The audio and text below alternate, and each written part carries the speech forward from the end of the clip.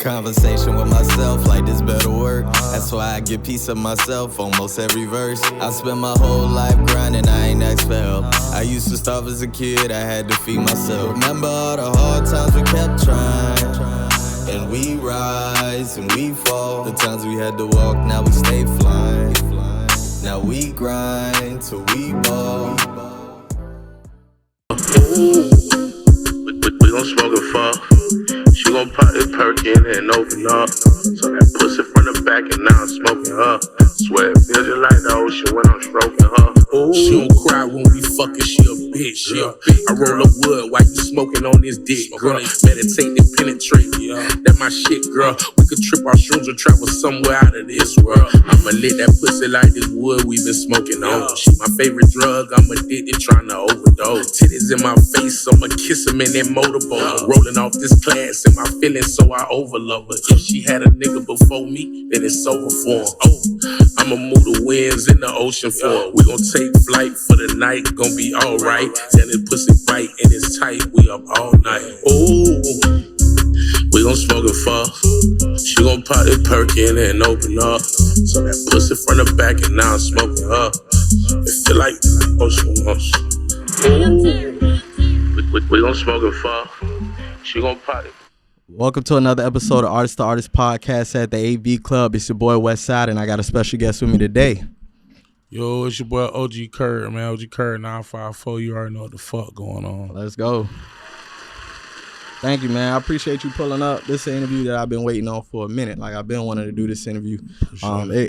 Even more after the show I went to when I saw you performing, and then you did this record, Open Up. And when I seen it, and it's like, I don't know if you just, from the experience, you just know how to read the room. Like, you were playing one song, and then you like, all right, you know what? And then this one just went even more with it. And like, when I heard it.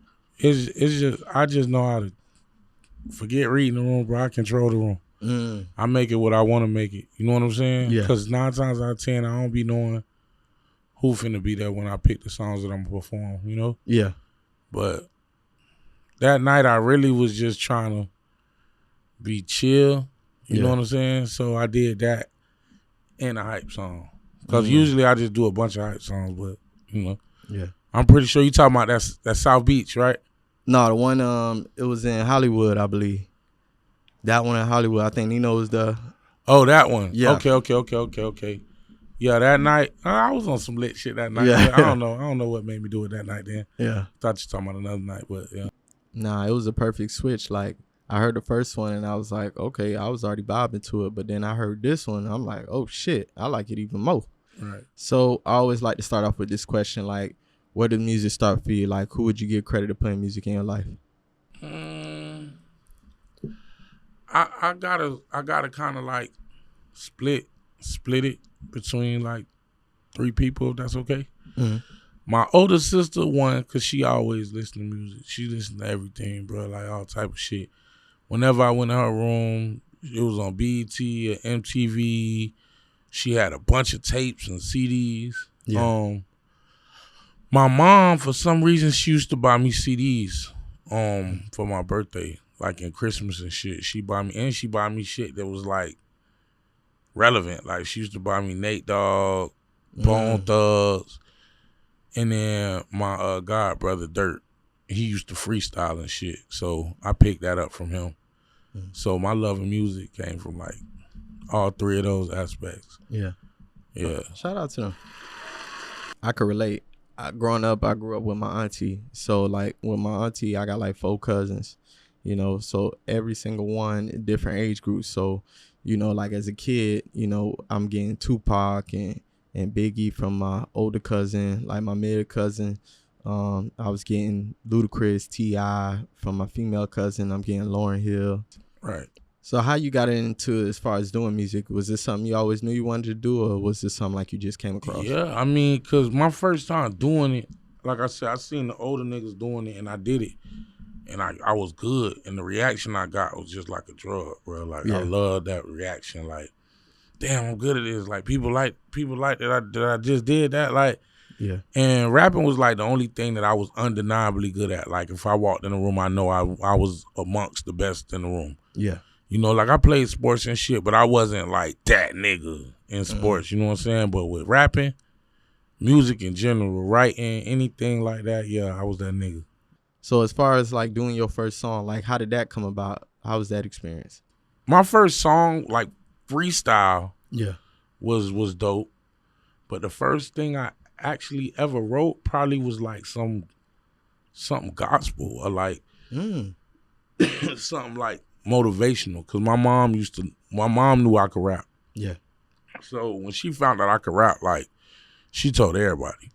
So sometimes they'll be like, "Oh, put a little rap together for the church, or put a rap together for this event or this banquet or something." So it would be stuff like that. I didn't actually start writing music like for myself because I knew how to freestyle, so I ain't see no point in writing music. Yeah. But I started writing music for myself probably like 13, 14, like right when I got to high school, middle school, like in the middle school, high school. I started rapping about other shit. You know what I'm saying? So, I don't know. All my raps used to be like battles. I used to just talk about people in my raps. I didn't know how to rap about situations in life yet, you know? Yeah. So like as far as the battling, did you like grow up watching battling rap? Like is that where the inspiration or the love of like doing music came from? I mean, when I learned how to freestyle, I started looking into freestyling. And most of freestyling that was going on back then was battle rapping. So I used to see that. And then I'm a little boy from the hood. You know, I grew up on competition. So it's just competitive. In any sport, competing is just natural, bro. So I just felt like that was easier to have an opponent when I was writing music at that point, you know? Yeah. I feel like when you come from that essence, like it give you that. Like when you come from the hood, whether you was slap boxing, you know what I'm saying, playing football, whether it was on the street or playing basketball, or you might lock up. Yeah. You know, competition drives us. Yeah. Right. So you get like some of the most skilled and talented people from like different hoods because it's like it's bred into you in such a young age. Right. So as far as getting in the studio, like how did you get to that point? Well, my first time in the studio wasn't really like no real studio. Yeah. I had a homeboy. PlayStation used to have this game back in the day. You make beats on. Yeah. And I had a homeboy had that, and he had some shit. I don't know how he even had it set up. Where he had a studio. He set up a studio in the crib, and we used to go in his closet and rap and stuff. So my first song was pretty much done in the closet, and then after that, just older niggas knew I could rap. Take a nigga to the studio, buy a nigga studio time, shit like that, you know? Yeah. So it was like the people around you, what it sound like the people around you seeing the talent and they... Or me just fucking with them, knowing they doing what they doing and I want to do it too. Yeah. You know, but when you young and you naive, people be trying to take advantage of you and shit. And I wasn't never really no dumb dude, so I always peep the shit. Yeah. Feel me? So what's some of the lessons you learned in that process around that time? Just to depend on yourself.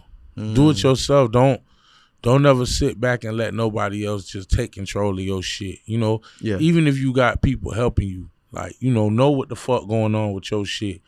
Cause I used to be with niggas and niggas knew that I was hungry to get money and I ain't really want no handout. So niggas would offer me like drugs and shit like that I could sell and shit. And I just be in their studio just making music, or I'm with them and they, we finna do this. And then 2 months pass by, they got a whole CD pressed up with their face on it, bitch. And they ain't never doing nothing for you, but they just giving you whatever, you know? So niggas giving me dope. I'm happy with that, cause bitch, I'm going on the street making me some money and shit. You feel what I'm saying? I ain't really tripping off rapping and shit. I'm young, bitch. I got my whole life to make it in the rap game. You feel me? Yeah. Trying to get me some money. So I used to feel some type of way, but I got over it eventually because I'm looking at it like, bitch, I'm still getting something. Yeah, I'm getting something out of this. You know? Yeah. So what was that point then where you was finally like seeing like I could make it actually in music? It really was when I went to prison, bro. I just realized that don't nobody really give a fuck about you but the people who give a fuck about you. That's facts. You know what I'm saying? And all the niggas who I thought had my back and was my friends and shit like that, ain't none of them niggas look out for me when I was in prison. I wasn't mad at them because I'm a man, and this is just some shit that I needed to learn. You know what I'm saying? So when I got out, I just told myself like I wasn't gonna never let no nigga be like, oh, that's my artist, bitch. Unless they was like a manager or something, but like CEO type shit, fuck no. Yeah. I'm gonna do this shit myself. I'm gonna fund it. I ain't nobody finna tell me how to do my shit. You know, that way I control when motherfucker. Now guess what? I put out a mixtape with one motherfucking press of a button. Facts. The album covers all that shit. So, you know. So you big on like as far as like learning how to do it yourself. It seems like that's one of like the bigger lessons you learned so far within your journey. Yeah, but I ain't want to learn too much to where I didn't like it. Because most niggas that I met that learned like the whole in and out of the music, they end up not wanting to do it no more. And they go get artists and want to be CEOs. I love making music. Yeah. I don't just want to be a part of it. I want to actually create too. I think I'm going to create till I die. I'm probably not going to be a rapper until I die, but I'm definitely going to create till I die, my nigga. You know what I'm saying? Because that's my gift. Yeah. You feel me? Yeah, I think that's something that never stopped. Even like, you know, and it's sad to say like in this genre of music, we like to age quick. We like to age an artist quick. Yeah, but that just be with that, bro. I don't really let that shit bother me because a lot of people don't even know how old I am, bro. You know what I'm saying? And I rap better than the majority of these niggas, and they younger than me. You know what I'm saying? And I back all that shit up. You feel what I'm saying? Yeah. So I just feel like a lot of times it be a lot of the younger dudes who really don't got no substance and really can't rap, trying to push the older niggas out just to kind of like, you know, oh, look at me, that nigga old, man, fuck that nigga, he old. And then no matter what, bruh, there's always going to be more younger motherfuckers on the earth than there is older motherfuckers. True. You know what I'm saying? Because we die. Yeah. You feel me? And then every year is another wave of them coming in. Right. So it's like, of course, but you got to stay in your lane, bro. Don't worry about that because somebody going to like your shit. Yeah. I got fans all ages. I got little kids that be, I mean, sometimes I be like, damn. Yeah. You know what I'm saying? But I got little kids that be seeing me, OG Kurb, with their mamas and shit. Dog, you be amazed how many girls be like, oh my gosh, hold on, can you come outside with me real quick? And I'll be like, what's up? Yeah. And then they'll put me on FaceTime with their kids. They get me like, oh shit, OG Kurb. That's love. Like, I swear, you know what I'm saying? Yeah. Plenty of times, bro. So it's like, you just keep doing you, bro. Don't worry about these niggas. I don't care about, oh, these niggas old, but man. Yeah. I think it's a little bit of like, I feel like it's a little bit of that in the industry side because like with anything, as you get older, you learn more. And like the more that you could keep them young, you know, and not keeping them educated on what's going on. And the ones that, you know, experienced and got the time and the information, you just push them out the back door. You can kind of keep running this hustle on, as far as like on the artist. Yeah, but that's where the knowledge kick in too, bro. Because, I mean, you really don't need no label. Yeah. Nowadays, you know, if you want to be fucking Jay-Z rich, super rich like that, yeah, I feel you. But, I mean, nigga, it's ways to get money. You don't got to be that rich to be good. You know what I'm saying? That's right. So, yeah. There's a lot of artists out there, when you look at it, they make a living off of just music. And, you know what I'm saying? They ain't got to go and be top 10 in the charts or anything like that. They do tours. Right. You know what I'm saying? They sell merch. And they satisfied. Yeah. Their family taken care of. They drive the car they want. Fucking the bitch they want to fuck. You know what I'm saying? Like, they taking care of the kids. They Gucci. Yeah. All right. So as far as like when you say you was starting off listening to the battle rap, is there any particular artist that you listen to that you probably gravitate towards? Like growing up? The list too long, bro. I listen to everybody, bro. But mainly I love damn near every artist came out of Louisiana. Yeah. From like the late 90s to like shit to now. I really always love Louisiana artists. I always liked I like the Beanie Siegel. Oh, Beanie Siegel fire. Most Philly artists that came out, I was kind of like, I liked it. The usuals, Pop, yeah, Biggie, Nas, Jay. You know what I mean? I learned a lot. I can't really say I'm a big fan of his music because I really couldn't relate to bro music because he talked about a lot of crazy shit, but he was a fucking phenomenal rapper, Eminem. Oh, yeah, yeah. So I learned a lot of rhyme schemes and like how to like, you know, put bars together and just different type of shit. Like I learned a lot from Eminem and Phil Mob, bro. Phil Mob, yeah. I fuck with Phil Mob. Them boys is like crazy. And I actually had the pleasure of meeting them when I got older. For real? Hell yeah, Sean J and Smoke, man, they both cool. Shout man. out to them, man. Yeah. I grew up on listening to Phil. My cousin, Big Mike, you know, I told you I had multiple cousins. Right. And he used to ride around in Chevy blasting Phil. He had, back then, you know, you had all the burnt CDs. Where you going? You know what I'm saying? Where you going? It was a track Black of the Berry. That was one of the ones, you know what I'm saying? That one of the later ones. Yeah. Too. That was my shit. Yeah. I really fuck with them. So I always like to ask this question. It's like a glisten, a glamour side of music, but there's also a darker side of the music. And I always like to cover that because everybody got their own journey, you know, on their creativity as far as like a dark side. So what would you say that time was for you? Like dark as in like the type of music I was making, or just like It might have been like you might not have been as encouraged to do music at that time, or maybe something happened and you weren't doing music as frequently, or you know what I'm saying? I don't know, bro. Music is, I mean, like life kind of inspires my music. So sometimes that be my outlet. You know, I don't never not feel like doing music. Dropping music maybe. Yeah. But that be mostly me just being too much in my head. You know what I'm saying? Like wanting shit to be perfect and shit like that. Just everything. Oh, I ain't got enough money to do what I want to do and do. But a lot of times that shit get in the way, bro. Yeah. You know what I'm saying? But I don't know. I never really don't feel like doing music. It just be the shit that I got going in my life. I might not be able to make it to the studio as much as I like. So would you say like you kind of perfectionist at some points? I'm definitely a perfectionist. You know what I'm saying? Yeah. So as far as putting a project together, right? What's some of the things that you have to have within a project in order for you to put it together?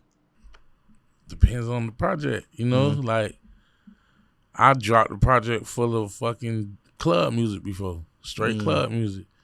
I dropped a project with just a bunch of hood bops on it. So it really depends, bro. Yeah. It's like I just make it. And to be honest with you, I don't really do that. Like, I don't be like, oh, I'm finna make a project and then I put songs on the project. No. I have like fucking 50, 60 songs. And I go through them songs and I see what fits the scheme of my project. Yeah. Or how I'm gonna run my project or whatever. You know what I'm saying? So I really can't tell you, like, okay, I feel that. So like, what's your pattern as far as your work ethic when it comes to the studio? Like, how often would you say you record? Not as much right now, but on when I'm in a good recording space, I'm not really that busy and I'm on my shit. Man, I go to the studio every day of the week. You know what I'm saying? And sometimes it be twice a month, 3 times a month. Just depends on what's going on in my personal life, bro. Cause I got to a point before where I let this shit consume my life, bro. And then I had to look back and like it got to a point, bro, where I was like, I had all this jewelry, all this shit going on. I ain't got nothing but like 5 racks to my name. And I ain't had no income. And I had like, the fuck am I doing? Bitch, I'm tripping. Yeah. Like, bitch, I done let this rap shit like really, really go to my head. Shows weren't coming in like that. Yeah. So I had to get a grip and get back on my shit. You know what I'm saying? And get my personal life in order. You feel what I'm saying? So it just be that sometimes. And that's another thing with doing shit by yourself a lot too. Yeah. Cause you know, like I told you when I walked in, I ain't got no entourage, bro. Anybody that know me, they see me, I be dolo, bro. For the most part. I got homeboys, don't get it twisted, but it's just, I'm kind of like a extrovertish introvert, if that makes sense. Yeah. Like I really love my personal space, bro. But you know, I can be social and I like people at times. Yeah. Sometimes I don't really. Like I'm in that space right now. Yeah. I ain't really fucking with people right now. Like I'm really like on my me shit. You know what I'm saying? Yeah. Sometimes you gotta be on that to survive. I like that, honestly. I think sometimes it's healthy to be both. Cause like me, I like when I'm by myself, I kind of recharge. When you're around people a lot of times, especially like, for example, like me, I'm one of the people could lean on. You know what I'm saying? They come to me, tell me what they got going on. You know what I'm saying? But sometimes you don't realize, like, it start to weigh on you a little bit. Yeah. And sometimes you need to, you know, have your time to yourself, lock in, be creative, do what you want to do, and be selfish. 9 times out of 10, when you that type of person, bro, a nigga can lean on or a bitch can lean on, they looking at you like, damn, this nigga strong. He got it. He got it. Yeah. They not like, damn, you okay? You need something, bro? Mm-hmm. You been making sure I've been good all the time. Do you need something? Bitches don't do that. Yeah. Motherfuckers don't do that, bro. And that's the draining part of shit. Mm-hmm. Cause bitches look at you like you just gotta be all right. Yeah. And I think that comes a lot with being a man. And if you don't feel like that, sometimes you're not a man. You're not doing a good job being a man. No, that's facts. That's how I feel. I seen a clip like that with like Channing Crowder. He was talking about that. He was saying like a lot of people will seem like they happy, you know, they the one that lifted people up in the room. But, you know, in actuality, they the one that's probably going through it harder than everybody else. They Just make it look good. They make it look good. You know how many times, bro? Like I could say I probably been popping for like a good solid 4 years. Mm-hmm. But you know how many times in those 4 years, bro, I done been fucked up. Yeah.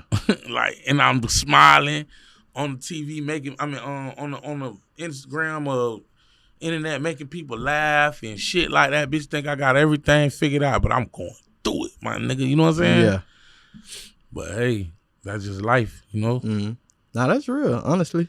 A lot of people ain't prone to giving that side out. You know, like, even with this show, that's kind of like I would say the essence of the show, like, to give people that other side of the artistry, because a lot of people don't really see that side. And I feel like that's why a lot of people jump into music, but they don't really know, like, hey, you might be doing this for a long time and you might not get nothing out of it. You know what I'm saying? And then not only that, too, like, you gotta know that this shit is all smoke and mirrors, bro. Yeah. Nothing's what it seems. Mm-hmm. These niggas that you looking at, that you thinking are such real niggas, you gotta think, bro. When you finish with this shit probably gonna end up being a good 20 minutes. Mm-hmm. That's all I got. I got 20 minutes, and I can give you whoever the fuck I want to give you. Yeah. I could get on here and really, like, ask me a question. Any question? Ask me any question. All right. Well, what was the name of the last song you made? I don't give a fuck about no music, bro. Yeah. Fuck this music shit, nigga. Fuck this show. I could be anything. Yeah. I could get on here and be a complete asshole. Yeah. And do that every interview and niggas gonna believe it. Oh, that nigga curb, but then get around me and I'm, Yeah. You know what I'm saying? So this shit, it's not, a lot of this shit is made up. Mm-hmm. It's make believe. A lot of these people really not good people. They really not cool people. They really don't give a fuck about what you got going on. Mm-hmm. But what you just gotta do is you gotta just focus and remember that this shit is a business and everything is a facade. Yeah. Make your music, do what's necessary, nothing more than that. Mm. You got to interview, you meet a nigga, what's up, bro? Hey, man, you should come out to the club. Oh, nah, bro, I ain't gonna lie, I'm kind of tired, bro. I'm gonna take it to the high. Then you going out to the club with a nigga. Then he might be too cool with you and his homeboy over here jealous, thinking he finna lose his spot because you were not, you know what I'm saying? Nah, he mad at you. It's just a bunch of shit that come with this shit, bro. So you just got to remember that this shit is a business, bro. Just do what you came to do, bro. Yeah. You know? Nah, that's facts. Get in and get out. Fact. See, I'm learning that too. You know, as I keep going, you meet people, you know, you make relationships. Of course, it's business, but some, you know, it might be a little bit cooler, you know what I'm saying? But at the end of the day, you got to, you know, protect yourself, your energy, you know what I'm saying? If you need that time for yourself, take that time for yourself. A lot of times I prioritize me time. You know what I'm saying? Even if I got to carve out an hour, 45 minutes to just say, hey, bro, just sit here and do something that you just want to do. Right. You know what I'm saying? It's good to just take that time out. Yeah. Honestly. So, like, as far as 2024, what was that year for you? And as far as 2025, what's some stuff that you got that, you know, you would look to implement going into this year based off of what you learned in 2024? Definitely big on the creating, writing, acting, stuff like that. Inching away from the artistry of things. Yeah. You know what I'm saying? Because it's like, it just turned into other shit. Like, the music it's like the music is minimal now. Like, it don't really matter. It's more about your personality and what you got going on versus the music. Because the music is like, it don't mean nothing no more. It's just dancing. Like an essential. Like dancing or shock. Mm. You know what I mean? Or it's like, you want to, such and such got hit in his head. Got hit in his head. Let me go to YouTube. Oh my gosh, he really got hit in his head.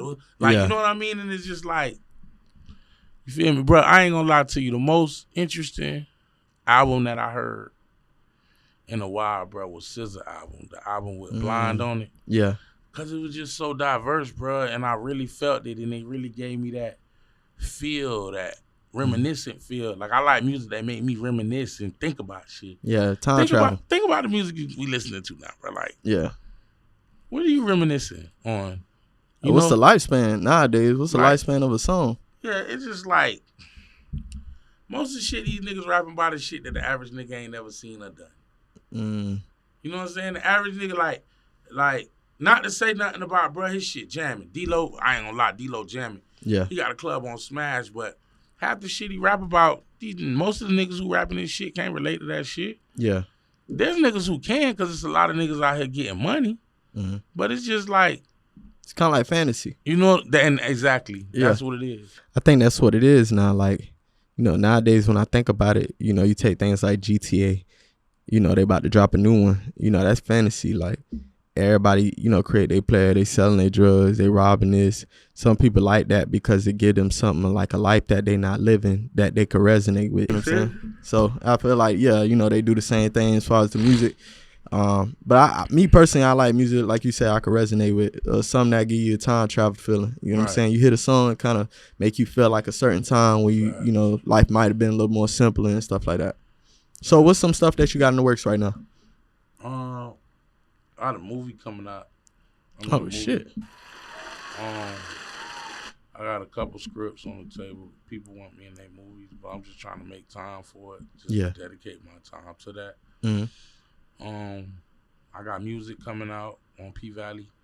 Okay. I got the show P Valley. Yeah. Okay, fine. And I probably got.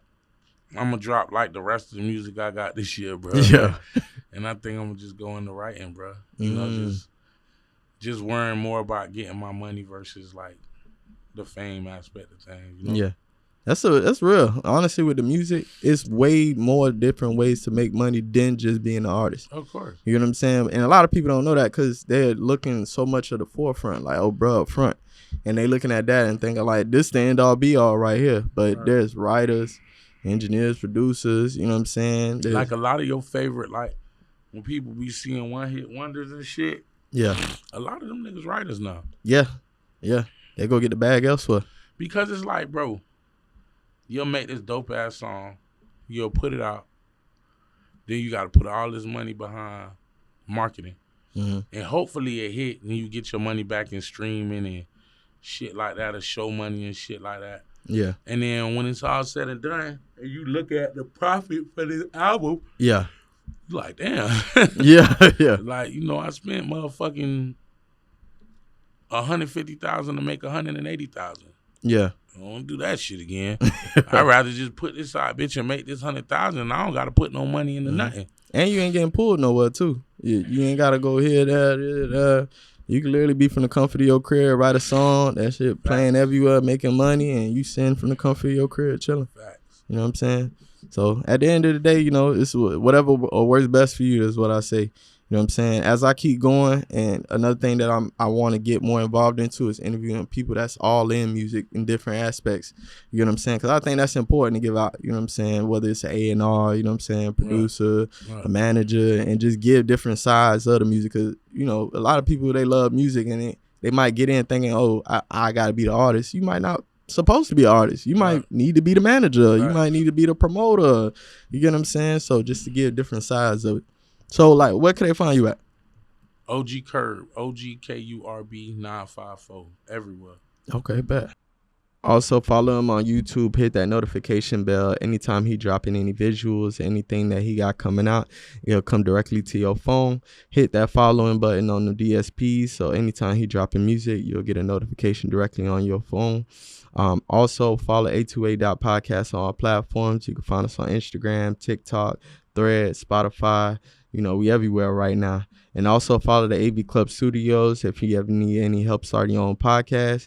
We got great lighting, 4K cameras, great location.